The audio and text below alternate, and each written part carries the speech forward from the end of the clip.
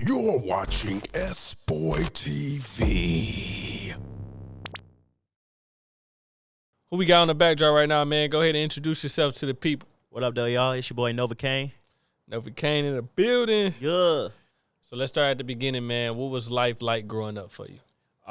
Growing up, I don't know, shit was pretty chill, I feel like, at least for most of my life. And then, like, when I was, like, 15, 16, I got, like, really depressed. And I feel like all my mental stuff kind of started hitting me. So then from there, I kind of got a little more reckless with, like, my life and, like, what I would do. I had a whole lot of mental issues and whatnot. And, like, I'd do a lot of therapy and that kind of stuff. But, like, that ended up teaching me a lot more about, like, expressing myself. So it all works out. But I always knew I was going to be some weird little artist always. So Yeah. What do you think triggered that to begin with for you? Trigger art. What triggered the depression that you said? So part of it was just like my own, like, it's part of it just chemical stuff, you know, so what's in your family, what you can't control, that kind of stuff. And other parts of it, like, I feel like as like when I was growing up, I had, like, my family situation was a little weird. Like, my mom was adopted, so like I had a lot of white people around me and that type of stuff, right? Mm-hmm. So like it gives you an issue with identity to a degree, because, like, you know, you feel like you can't really fit into certain level, like certain white or certain black or do whatever the fuck it is, and I felt like my whole life people was trying to make me choose one or something like that. Mm-hmm. But like it made me, but that in itself, like, I feel like it gives you like issues with your identity. So then I spent a lot of my life having to like be able to fit into a lot of different spaces, like through school, through everything, and it kind of made me feel like I didn't have like a super concrete me. So then, like, with that, like, obviously, like, you know, you turn, like, you get to a certain age in your teenage years, like, you got chemical imbalances going on, you got all of these hormones going through or whatever, and you don't even know, and, like, everything feels like the end of the world because you're a kid. And it all just, like, compounded, I think, and it just kind of made me just, like, kind of break for a little bit. And then from there, but, like, the whole time I was, like, doing that, it's, like, it got me into poetry. So, like, writing that, so now I got to write a lot. And that's really, like, how I started, like, honestly just soothing myself and like understanding myself in the world around me and like giving myself a voice with stuff. Yeah. And it's like, but I don't know, like, I feel like a lot of people got depression for real, and like I feel like a lot of times we just don't have the language to understand it or describe it. But I got put in therapy because I did some shit, and it ended up being like you got no other option but to go to therapy. Yeah. And it was just like, and I think that's kind of what opened me up to like everything with it. So therapy helps you? Yeah, definitely. Okay. I know it's a big debate whether therapy is worth it or not. So from you and your perspective, you would feel like therapy is definitely a go. I think therapy is a go. I definitely think at this point now, though, like post-pandemic and shit, you really got to be more selective with like the therapist you choose. And I think that's something that people don't understand is that like it's trial and error with therapy. Like I think I've gone through like 6 or 7 therapists and it's trial and error, but people have one bad experience and give up on it. But the thing that kept me going with therapy was the fact of me knowing like, all right, but like whoever this person is in front of me, I'm ultimately going to be in control of if I get better or not with this stuff. And like, you got to want to actually do that. And I think a lot of people, it's like, they don't want that. Yeah.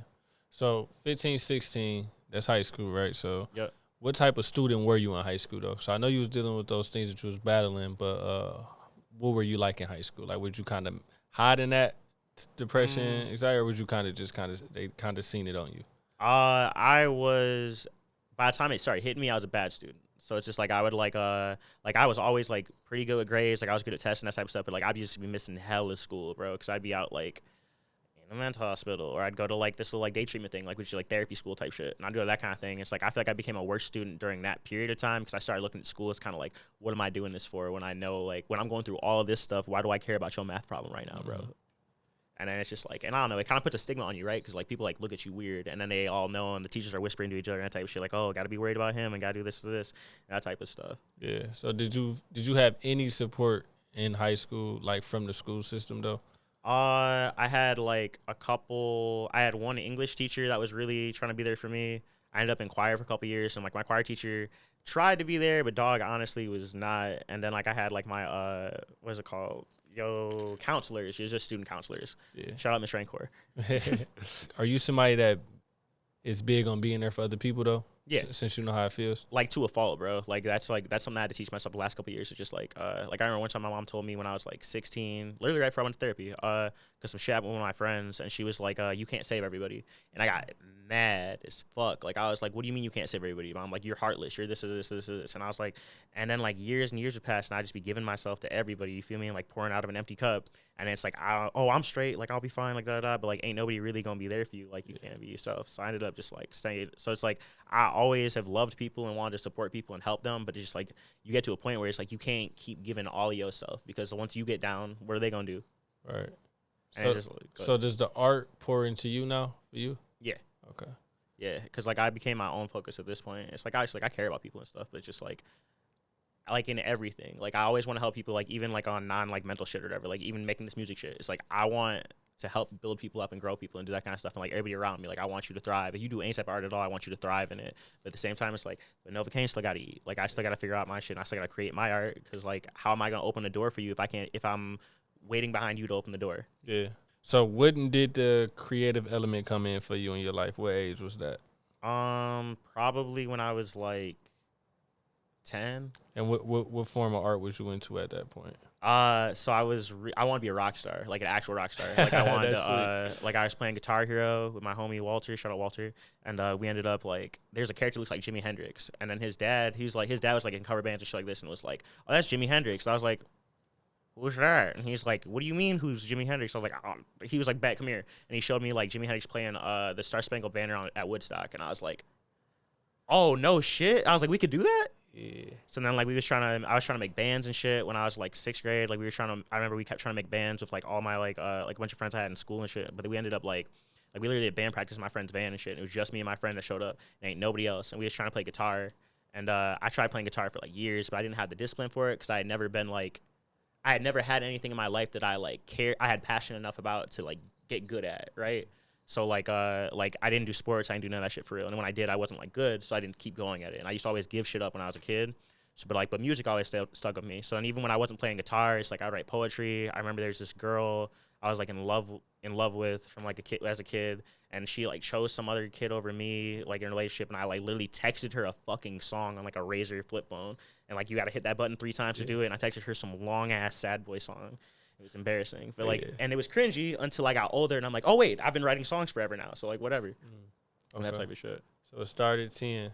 Started young, and then I honestly didn't think I was gonna I wasn't sure I was really gonna be able to make it. Like I always wanted to, and like I tried being bands. My friends would want me to play guitar, but I wasn't good at guitar, and I wanted to sing, but I wasn't good at singing, and I just write a lot, and then eventually like it all kind of translated over, and I was like, all right, and I kind of got even more into hip hop, and when I was like, oh shit, like here's something I can do myself. Like I don't need you or anything really. Yeah. So did you have the support from your family when you first was starting to take it serious? So like me and my pops got kind of like a complicated relationship, and he wasn't really in my life, and now he's like past at this point. But it's like my mom thought it was just like a passing fad. I think like she was just like, oh, you just gonna pick this up and put this down like you always do with everything. Cause, like I did that shit with skateboarding and a bunch of other stuff. And then I think after like my first actual performance, or, like some open mic, my mom was like, oh wait, like you're serious about this shit? Okay, yeah. And then she always supported me. She came to like. She's been to like 2 or 3 of my shows, but a lot of times I just don't have her come to shows because like she can't be around like smoking shit. Yeah. You feel me? Mm-hmm. And also I'd be saying some wild shit. So, like, you know. So how important is that to you now though? Because I mean I know in high school you came from struggling with having support from people, and then now where you putting your art out here and supporters is coming, are you receptive to it? Like how do you receive that when it's coming? So like I'm a lot more receptive now, and I think like. For a long time, I battled like imposter syndrome. Like, you know what I mean? Like where it's just like, oh, like I'm not actually a rapper. I'm not actually a musician. Like I'm not actually an artist. Like, oh, I can't be because I don't do this, or I don't have this, or I don't do this, or whatever it is. And then like you gotta like something I learned in therapy was just like check the facts, right? Simple shit, but just being like, all right, I'm not really doing shit with music. And it's like, okay, wait, now like all right, well, you've been making this shit since you were 16. You've been performing since then. You have this many products out.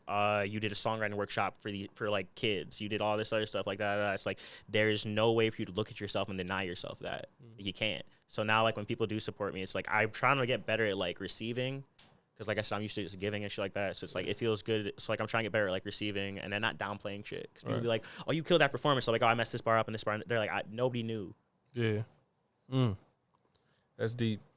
That's deep. Do you remember the first song you made? Like, actual song. Like, not just some shit I just typed up to somebody or whatever. Me and my homie 4 Eyes. Shout out 4 Eyes. One half of All My Friends Gonna Die.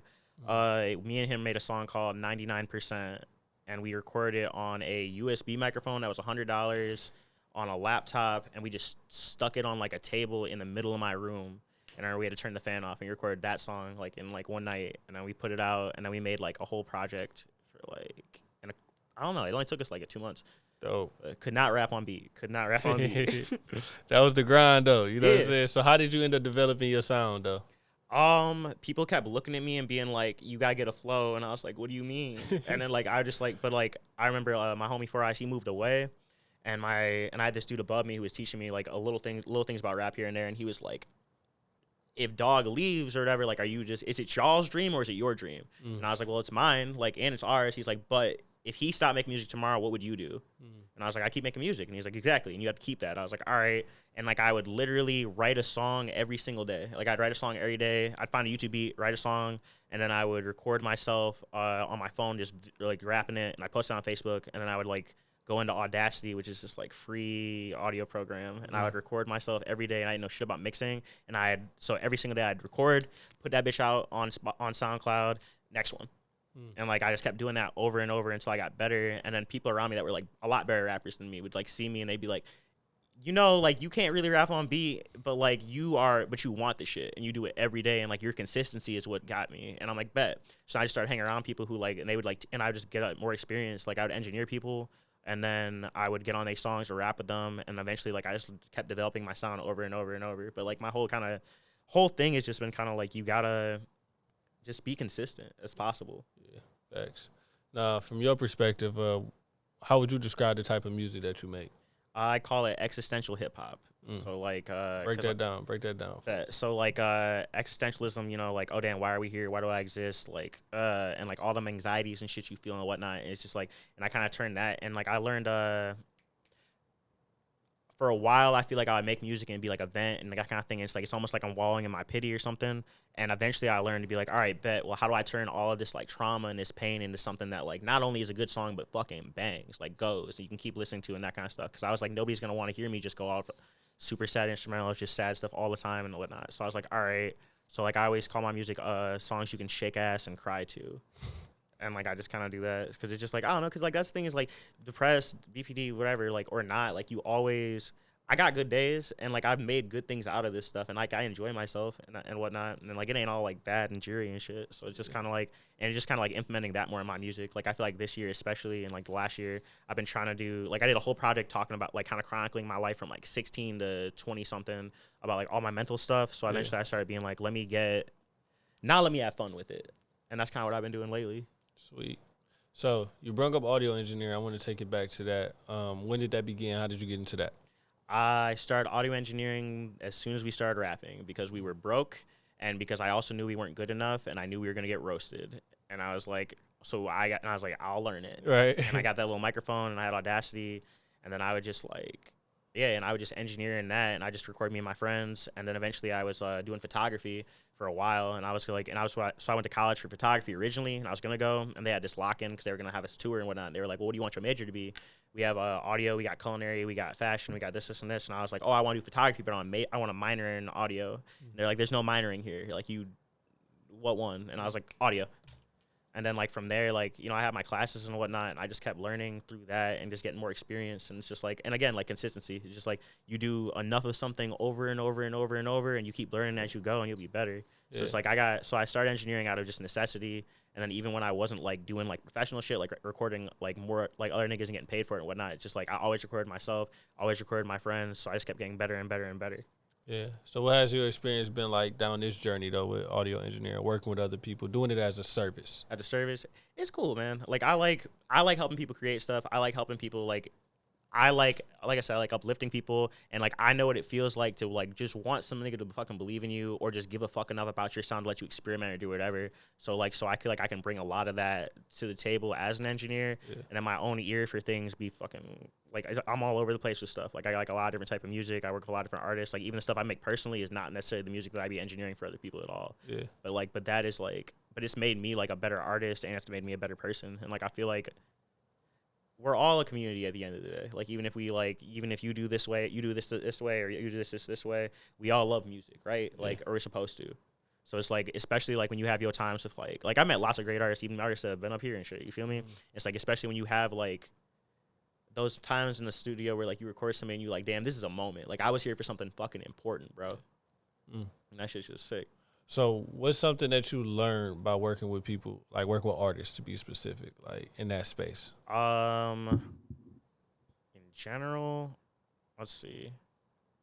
I learned one of the major things I learned was I feel like it helped me with my I don't even want to be like, oh, it helped me with my cadence and this is this. I learned how to do this. I learned like efficiency and to be really fast, and then like also learned efficiency. I learned to shut the fuck up and just let niggas do their thing and get their thoughts out and do that kind of stuff. Because even stuff like I personally might be like, oh, hey, bro, you could do this different. They might be like, nah, bro, I like it just like this and do this. And I had to be like, damn, you're right. That's your art. All right, bro, you can have that. Now, do you think that was something that you needed to when you first started out? Yeah. Needed somebody to just be quiet. Let me learn. Let me do my art. Let me do me. Yeah, exactly. Like that. Yeah. And then also something too is like, I mean, I don't know, like you can look at me and be like, damn, that nigga expresses himself, right? And that's something that like I think other people like aren't. That's something as an engineer as well. Like I want to bring people. It's like I want you like, nah, bro. Like don't be scared to do this experiment. Like get weird with it. Like do whatever the fuck you need to do. Because like that's really where that shit come from. Because you get to a session with somebody and they just like, all right, bro, record. All right, bro, do this. Just and they don't give a fuck. They don't got no opinion on nothing. It's just like you ain't never gonna grow for real. Yeah. No, I definitely feel that, man. I'm glad you touched on that expression too, man, because that's big and that's major. When did that expression start for you? Were you just like, man, like take it to the first piercing and all that, man? Like, okay, so I used to have when I was like I said, I wanted to be in a band, and I liked a lot of emo bands, and they had their little swoop hair and all that shit like this, and I was like, I want my hair to look like that, and people was like, you can't. And my mom was like, you could. And I was like, how? And she fucking relaxed my hair and let me relax. She relaxed my hair so it's straight, literally straight. Because she was like, and that's something my mom always did for me, and I will, like, to this day, like, I'm so happy for it, is she always let me be whoever the fuck I wanted to be. Like, from get-go. Like, if I want, okay, you want straight hair? Fine. You want to do this? You want to do this? Like, within reason. Like, I couldn't do something too insane, but she'd be like, if that's really what you want to do and that's what's going to make you happy, sure, bro. Let's go. And, like, so I remember, like, I got my hair straight. I remember the first time when I really was like, oh, I'm switching over, it's like I got more into, like, punk bands and shit. And I was like, I'm more skinny jeans. I'm going to do this. And then I started straightening my hair and then dyeing it. And then when I was, like, 16, I got, like, snake bites. So I had, like, 2 lip rings here. And I had, like, blue hair and it was straight. And then, like, I used to do it as impulse a lot of times. Like, I feel like I would use my hair. And then, like, you know, with piercings and tattoos and shit, just, like, impulse. Like, gives me a sense of control. And if I didn't like myself at all, right? But I like this piercing and I like this blue hair and I like these tattoos and like this jewelry and like this, and it's like, and I don't know who, and it's like if I don't feel like I know who I am, it's like I know what these are and I know that I like these things, and it helped me build myself into being like, oh, this is who I am, and like and it's like it just be fearless. So like I got piercings and shit when I was like 16. When I was 13 though, I had the straight hair and I was a little emo kid, and then I think when I turned like, and like I've had everything pierced. Like I used to have one here. This is the second time I've had this one. I had one here. I had here, my tongue. I had a bunch of shit. But it's just like just over and over. And then I think when I turned like 17, I got out of high school and I had this whole like kind of awakening. And I was like, am I doing this because I like it, or am I doing this because I want to be different? Because if I just want to be different, then I'm not authentic. So I looked real normal for like 2 years. Like I took all my piercings out and shit like that, and I just had like normal ass hair, and my clothes looked normal as shit. And I worked in a fucking grocery store, and then I ended up like. But then as time started passing more, I was like, well, like I started leaning back into it a little more. Like, okay, cool. Well, I still want to get this piercing again. I still like these tattoos, and I think that's what really taught me to be like, oh no, like this has just always been you. Yeah. Like you never had to question it for real. Now, how do you deal with other people's opinions where they might think you weird or might think you whatever? You know what I'm saying? How do you deal with that? I'm a veteran to it now, so now I expect it. Like at this point, like I'm like I don't know, like it's like I expect it from people to kind of look at me a little strange, a little weird, and then like, but like at the same time, it's like I'm so myself, like I don't really care. Yeah. And then like it'd be like there'd be people where it's like, and I used to get bullied so much in high school, bro. It's like you can't really say shit to me now. Like it's whatever. Like we grown now, and like you'll have people be like, and there's people I would never expect would be like, damn, bro, like I ain't gonna lie, like I wish I could get piercings like you, or I wish I could get tattoos like you, or I wish I could have done this, and this, and this. You know what I mean? Feel me? Yeah. And it's just like, and there's a lot of people who like would totally do a lot of things, but they just didn't get brought up in an environment that would have let them do that. And like I was just like fortunate enough to have my mom around me and people around me who were like, hey man, like people are gonna look at you crazy, they're gonna do whatever it is, but like if that's what your heart wants, then do it. Yeah, no, that's real, man. I'm glad you putting on like that too, though. You know what I'm saying? Because we need that representation. Oh God. Somebody just unapologetically expressing. You know what I'm saying? I swear, bro. And there's people who like I met, like I swear to God, my first job was at Hot Topic. Which makes sense because of course it would be Hot Topic. But I remember I met somebody like years later. He was like a painter, and it was like years later, and he was like, he's like, do you remember me? And I was like, no, because then like we low-key had just become friends again too. And he's like, I came into your store one time and you worked a Hot Topic, and you looked like you were in a bad fucking mood. But I looked at you and I was like, dog, and like all them piercings, this, and I was like, holy shit, like there's somebody else doing it, and that's just like I could do that shit. And it's just like, and that's just something that like, to me has always been like super important. It's just like, even if nothing else, like I want to help foster creativity in people and just encourage people to express themselves. Even if you don't want to do piercings or whatever, like just even from therapy, it's just like talk about your shit. Like let that shit be out. Like don't hold everything in. Don't be scared about everything else, especially now, bro. Like I'm 27 years old. Like I can't afford to be fucking afraid of what somebody's gonna think of me. Hey, say that, man. Say that. So talk to me about All My Friends Wanna Die. All my friends want to die. Kind of break that down for the Okay, people, because I that know, could right? sound like, That's whoa. a crazy name, right? Yeah. So when we first started, we were Ray Guns and Ray Bands. It was this thing when we were like 16, and then as time passed on, like we both would like my dog lived in Jackson and stuff, and I lived in Redford, so it's like we would see each other here and there, and we ended up like reconnecting more. He came back down to Redford, and that's kind of what everybody wanted to die. All of our friends around us, we were all going through really traumatic shit. Like I've had a lot of traumatic friendships with people and like seen people through a lot of different things. And I think like in that moment we were like not just to be like, oh, it sounds edgy, but we were like, all right, well, I was like, all my friends want to die, bro, because they did. Like all of us friends want to die. So we were like, all right, bet. Well, just like my name's Novuh Kaine, right?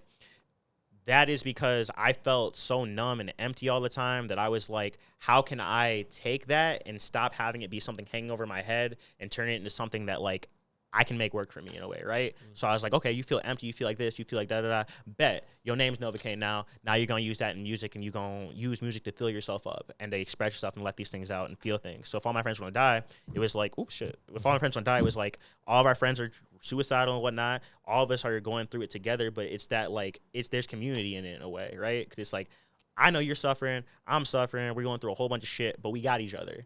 And as long as you here, I'm here. And like kind of thing. It's like, it's the opposite of a suicide pact where you just like, oh, you kill yourself, I kill myself. It's like, nah, bro, if I got to stay here, so do you. And we both going to see the shit through until that happens. So it's just like, so we always be saying, all my friends want to die. And for that, we stay alive. That's deep. Yeah. That's deep, man. And we get people to, we'll be performing and and we get people to chant die. It's lit. What keeps you motivated to do music? It is outdoing myself. Like at its core, that's what it is. It's just like the ability to outdo myself, because I remember when I couldn't rap on beat, and I remember all the time I put into it. So now I can be like, it's just my own progression. Like every time I make a new record, to be like, that was better than the last one, or like all these, or like sometimes it's like there's songs I'm making now that 3 years ago I would have killed to make. Like I would have loved to have done that, and I couldn't figure out how to do it. And now I'm like, easy, like it just happens, and I'm like, all right, sweet. And it just like keeps me progressing and whatnot. It just like my own growth is honestly what pushes me further in music, because I don't know, man, it's like people always say it though, they like, if I didn't love music, if I was in this shit for the money, I would have quit like so long ago. But I'm not. Like it's like everyone wants to get paid for their passion and shit. At the end of the day, it's just like, but I'm here because I love music. Yeah. Okay. And that's what goes with the engineering and everything too. So who is an artist that inspires you and why? Isaiah Rashad is probably like one of my top, like all-time tops. One of the reasons too is just like there was a song he had called Heavenly Father, and it was about, he talked about his dad and like his shitty ass relationship with his dad and a whole bunch of other stuff. And that shit hit me at like a point where like my dad had just died, and I was like, dog, like he's talking about grief, he's talking about this, and he had this line. He said, hanging from the playground in wrong, unless you got a rope around your neck. And the stories they be telling, tell it wrong. Glorify the horror and the wealth. It's hard to say my issues as a child because I was busy cutting on myself, and I was like, I ain't never heard a nigga talk about cutting himself ever. And like I was cutting myself before, so I'm like, I ain't never heard that in a song for real. And like you just actually did it, and like it's people's rawness and being vulnerable and shit, right? Like that's what always inspires me, like no matter what, is like your ability to be vulnerable. Yeah. So what's your why? For which thing? What's your why? Like, why do you do what you do? Oh, why do I do what I do? To stay alive, for real. Before it was just to stay alive, it was survival, complete survival. Music became my therapy, past therapy. It just like, because your therapist ain't with you all the time, but it's like it gave me purpose. And I didn't have purpose in a lot of my life, I feel like. And I think that's another reason why like some of the depression and other shit would hit me harder, is because I didn't have a purpose. And I would want to die and do all this other stuff because I didn't have a purpose. And it just wasn't something I like saw the silver lining in. Man, this is deep. This is a heavy episode. Trust I'm sorry. me, man. No, I'm feeling it though. This is dope, man. What advice would you give to an up and coming artist? Up and coming artist, besides just be yourself. Be yourself. Give it time. Don't. Fall in love with the journey, because the destination is often underwhelming. I'd say, above all. Like, I think that's one of the biggest lessons I've learned. Like, I feel like I would be super worried about shit or so, like, about this thing, or I'd want things to be perfect before they do it or do whatever it is. But it's like, but you just got to do it, bro. Like, it's the journey. It's like, if you don't think you rap good enough, make 100 songs.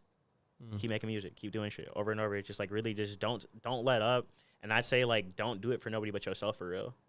Look at that core, because you got to have that core love it for that shit. Because I see lots of people where it's like, even if it's 4 niggas who all like music or whatever, there might be one nigga that's really pushing the envelope and getting everybody to keep going and whatnot. That one nigga disappears, and then what are you about to do? Right. Yeah. What can we expect for the rest of this year from you? And it's a new year, so what's the plans for the year, man? I was supposed to drop two singles back in December that I didn't drop because I wanted to like keep stacking up. So I got a super alternative song called Evergreen coming out in a couple months. I got this really. I'm essentially expect a flood. That's what I can say the best. Is like I was experimenting last year just dropping singles because before that I was really just a project artist. Like I would just drop projects, and then I realized like you got to be consistent. You got to stay in people's faces. Like people's attention spans is like this big. Yeah. And like so like even now it's like I would say expect from me. We're gonna do another Earth Tone show. Well, I can't even know if I saw Earth Tone show, but like still I'm gonna be throwing shows. I'm gonna be dropping at least 15 songs this year, and I don't even just mean on projects. I'm 27. I want to drop a 27 Club project. Like that'd be because like especially like old rock stars and whatnot inspire me. All right, so by the end of the year we're gonna hold you to that 15. To the 15. All right, bet. December 31st we're gonna pull this clip. We're gonna put it and out if there. I drop 15. All right, well here let me say beside 15 for show. Some of them songs might be me with other people. Okay, but it cool. will be 15 though. As a whole, at least 15. Sweet, man. So lastly, man, just let the people know where they can follow you at so they can stay connected with you. What the fuck is up? If you want to stay up on my news and all my dope-ass music and these cool styles, follow me on Instagram at Bone Daddy Kaine. That's like Big Daddy Kaine, BonedaddyKaine. And you can stream my music everywhere music is available. That's going to be at Novuh Kaine, Novuh space Kaine. Novuh Kaine, we out. We out.